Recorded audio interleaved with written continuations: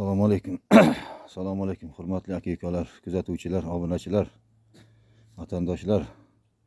Bugungi chislamiz Xudo xolasa 2025-yil 5-may. Mana shu o'zimizning Sutuli xonadondagi issiqxonamiz. Men bir niyat qilgandim shu. Xudo xolasa yil 12 oyda bir-biriga ulaymiz degan. Mana shu niyat Xudo xolasa bugun amalga oshib turibdi mana. Hali issiqxonamizda ham mana o'zimiz koreyskiy ko'chatlarimiz hosil berib turibdi. Hosil berib turibdi hali ham. Biz Angliya shahrimiz salqin joy bo'lganligi uchunmi haligacha hosil berib turibdi bular. Xudo xolasa bular hali mayda 20si bu borgancha boradi endi. Bu mayda 20siga boradi indamasdan. Halidan hosil berishdan to'xtamayapti. Bu yiriklari kamaygan bo'lsa ham hosil berib turibdi. Mana yashil massamiz dedim, bu ham hammasi maromida hali. Ko'p joylarda yashil massalar o'zi charchab abgor holatiga kelib qoldi. Mana ko'p joyda kuzatib turaman.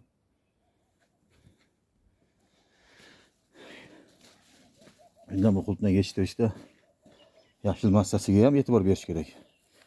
Hosildorligiga ham. Mana bu ikkinchi issiqxonamiz. Bugungi kunda bozorlarda ham shu 35 ming, 40 mingdan toshib turibmiz qulpnaylar. Maydalar 25 ming bo'lyapti. Bu rizq nasib endi. Doimda bergan kuni bergan noz ne'mat. Bunday xuddi shu holatda. Mana endi bu issiqxonamiz shu dekabr oyidan hosilga kirgan bo'lsa, mana shu paytgacha hosil berib kelyapti. Bugun 5-may sanasi bo'lsa, mana hosildorlik hali bu issiqxona Xudo xolasa mayda 15-20sigacha boradi. Endi albatta havomiz issiq, iliq kelishiga ham bog'liq. Lekin baribir shu 15-20sigacha indamay tortib boradi. Keyin qolganini keyin ko'ramiz Xudo xolasa. Shu yil 12 oyga ulayman deganimdagi maqsad mana bu yoqda turibdi mana. Fakt bilan turibdi mana. Albionlar, ha? Mana shu chist albion ko'chatlarimiz. Hosildorliklar. Bu yoqdan Xudo xolasa 2 marta terim qildim men. Bu hovlidagi albion mo'ranolarimiz mana.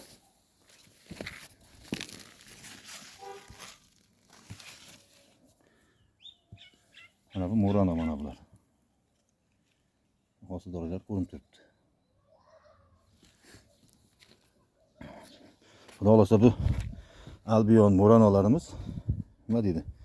Nasib bo'lsa o'sha birinchi qor yoqqanicha hosil berib turadi. Bu orada bir pas dam olib hosil bersa ham qish faslida dekabr oyidan issiqxonada ishlagan bo'lsak, endi bu yog'i yozda to o'sha birinchi qor yoqqan vaqtgacha ochiq maydon dalalarimizda ishlaymiz Xudo nasib qilsa. Bularni hammasini sinov tariqasida ekkandim. Bugun bular natijasini berib turibdi Xudo xolasa. Hosillar. Bular yosh ko'chatlar hammasi. O'sha sentyabr, oktyabrlarda ekilgan. Mana bu esa noyabrda ekilgan. Oktyabrda oxir noyabr boshida ekilgan shu o'rta. Chunki mana bundan bolasini olib turib bu yoqqa ekkanman.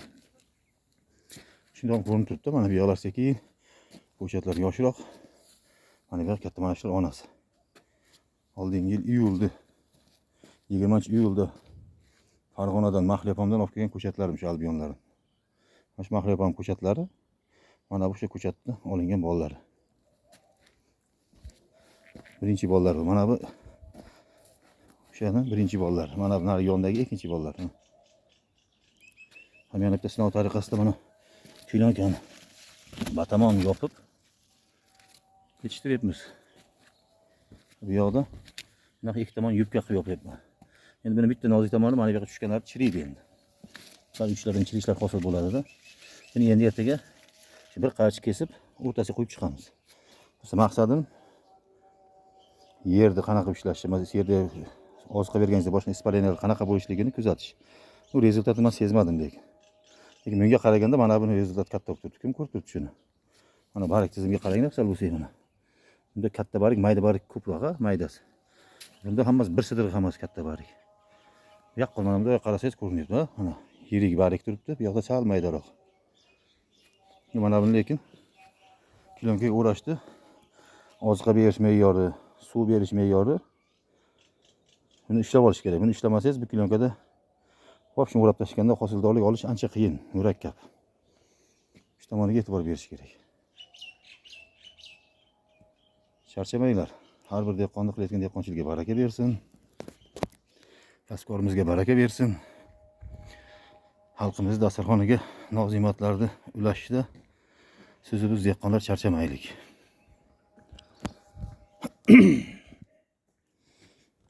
Shuni ham ko'rsatib o'tayim, mana archa daraxtimiz. Kim qayoqda ko'rgan archa daraxtini gullab ketganini? Ana shu xuddi gullab ketganda ma'nosini bildiradi. Chisti dekorativniy archaga o'xshab qoldi. Shu ham xuddi mana shu qultnagida abi boshqasidan oziqlanyapti. Har 10 kunda bir chelak abi boshqadan tayyorlab oziqa beraman shularga. Chisti dekorativniy archa bo'lib turibdi. Yam yashil chiroyli. O'sha tuvoqqa kelgan archa bo'ladi-yu. Xuddi shuni o'zi bo'lib turibdi parchalar. Endi sekin chiroyli shaklini to'g'rilab qo'yaman, xudo xolasa.